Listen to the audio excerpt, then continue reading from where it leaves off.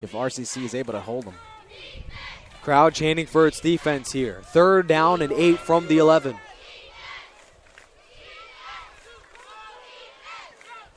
Dan Gadino and Nick Rice joining you here live from Wheelock Stadium.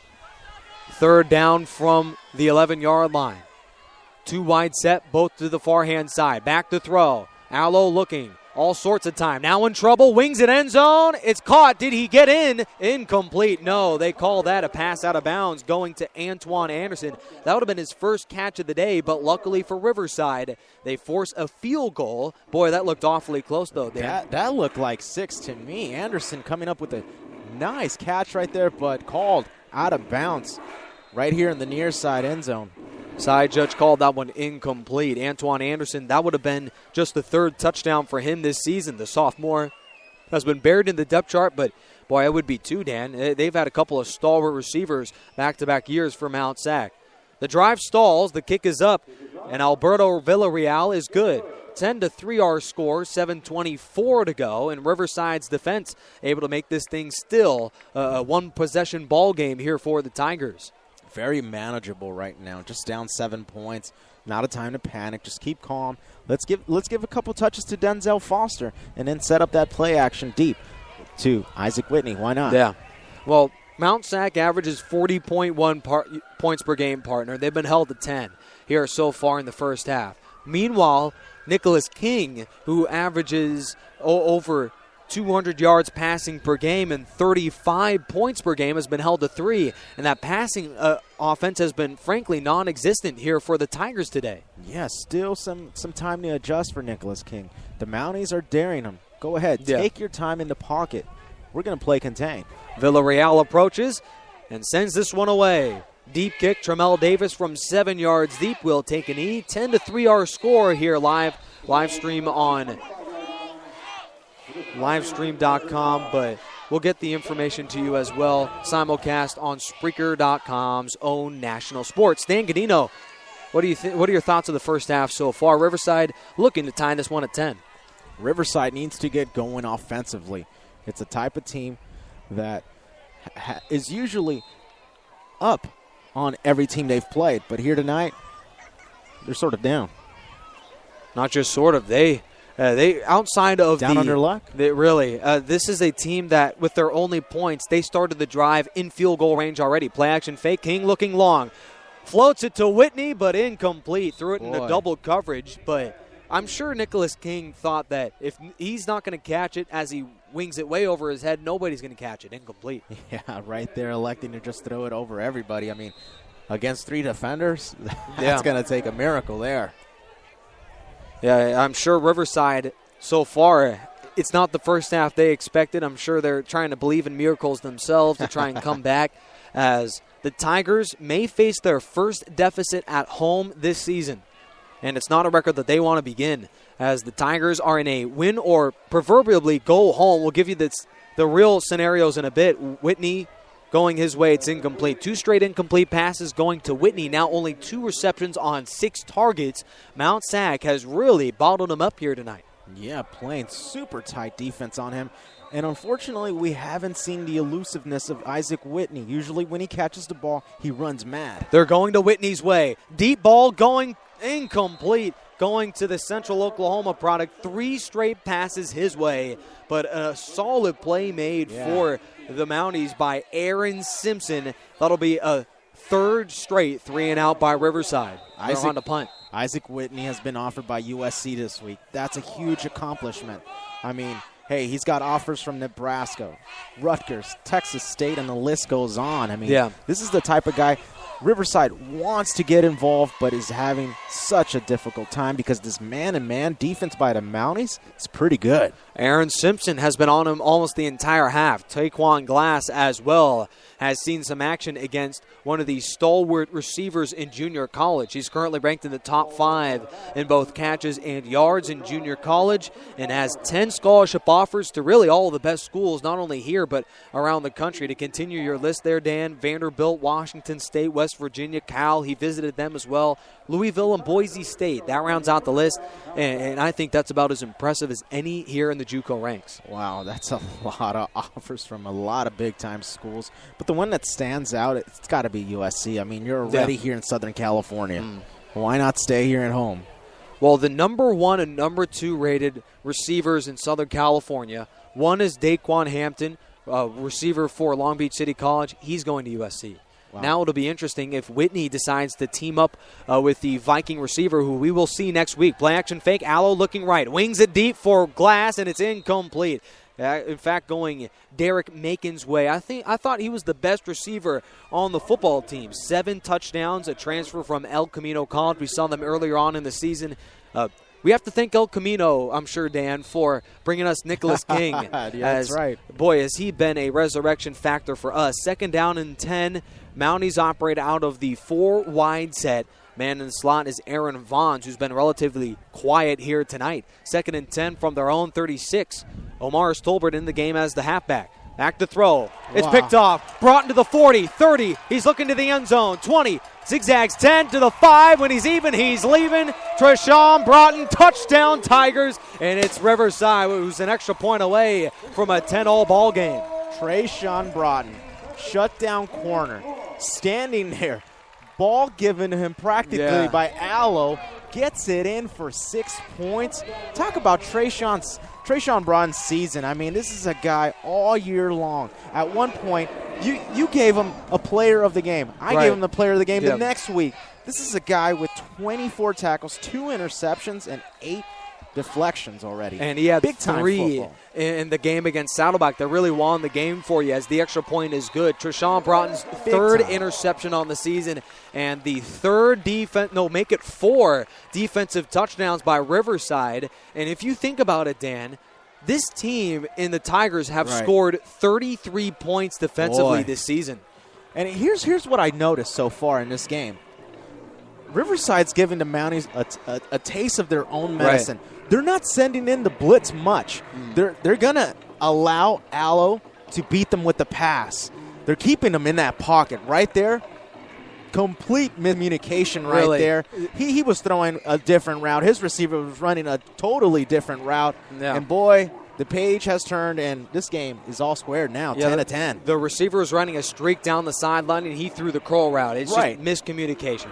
Yeah, I think last time out, you got to believe that Riverside was thinking we should have had the interception return touchdown. Trayvon Watson with the pick. This time, Allo throws straight into the arms of Treshawn Broughton. And now Justin Allo, who had 11 TDs and 1 pick coming in after the Ventura game, 2 interceptions in the first half as well. In 19 minutes of play, already 2 picks and 1 that's returned for a touchdown, and the other nearly was back for a house call. Camacho boots it out of bounds. That'll be a 1st and 10 here for the Mounties at the Mount SAC 40. A rare kick by Camacho out of bounds. Usually he's the type of guy who's getting them all in the end zone. Out of the bounds through the back, not on the side. Although he is kicking against the win here, kicking from east to west. As our director is trying to get us he's about as confused as Justin Allo here, the quarterback for Mount SAC in the first half. Our director, Mr. Ryan Chenoweth here. Shout out to Ryan Chenoweth. Yeah, he's our live stream crew. 1st and 10 from their own 35, and Omar's Tolbert off a cloud of dust. Well, lean forward for maybe 3. That Riverside defense is so dominant, Dan, as they really have been bottled up running the ball outside of a couple modest first downs by Tolbert. Boy, if I'm the Mounties, I'm starting over right now. This 10-10 score doesn't mean anything to me. It looks like 0-0 in my own eyes. You start over from scratch. That last play right there, a run for 4, not bad. That's what we're trying to look for. That's right. You must be encouraged, I'm sure, if you're the Tigers, under 100 yards offensively, yet you're still tied at 10. Make him with the grab across midfield and crawls into enemy territory.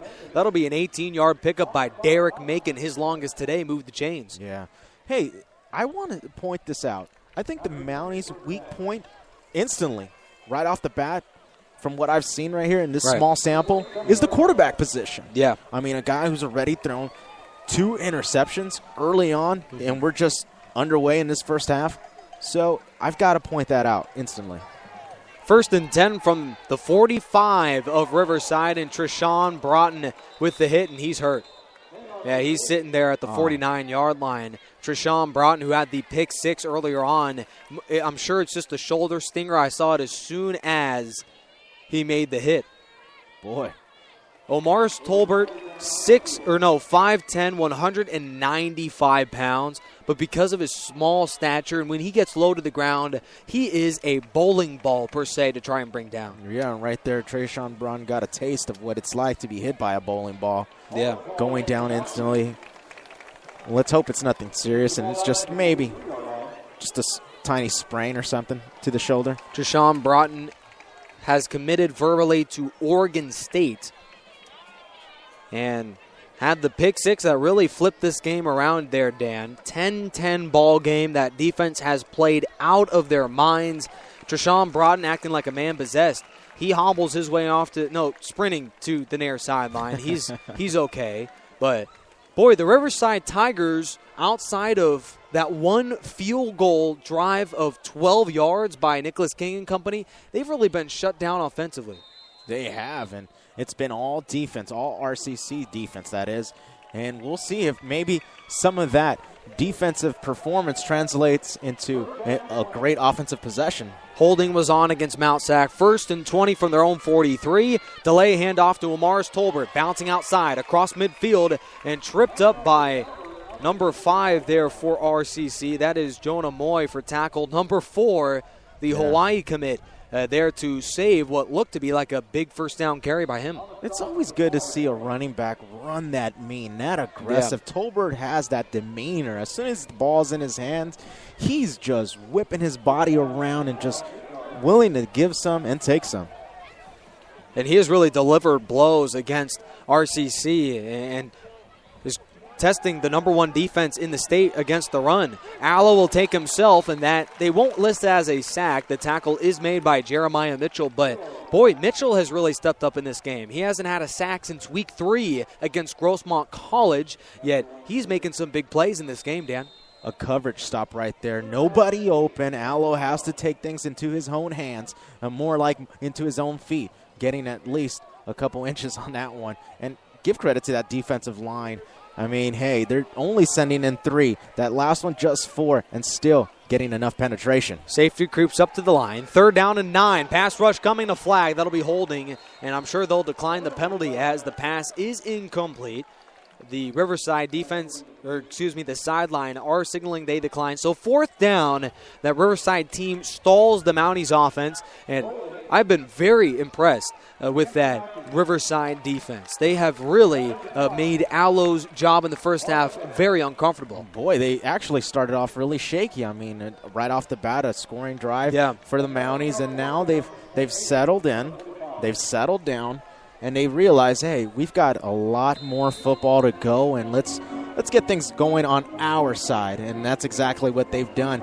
Let's see now if the offense could get things going. Nicholas King, we haven't seen much of his run game other than that big run he had earlier. But, hey, he's always a deadly weapon to have. Villarreal, a deep end-over-end kick.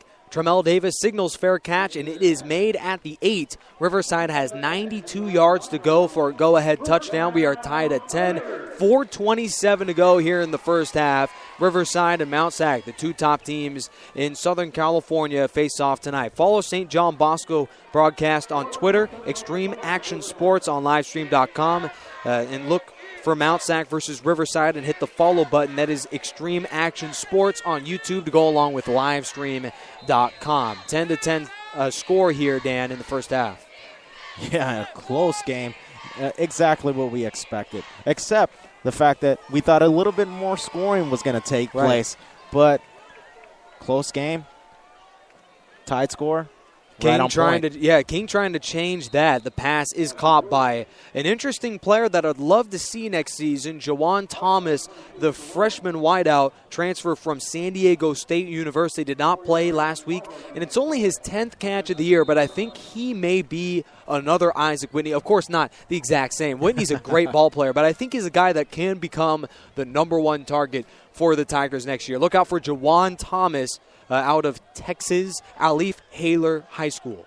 Boy, showing you how much depth this RCC team has, even on offense. We rave so much about their defense, but hey, give credit to some of their offensive players. Yeah, really, as Isaac Whitney's one of the guys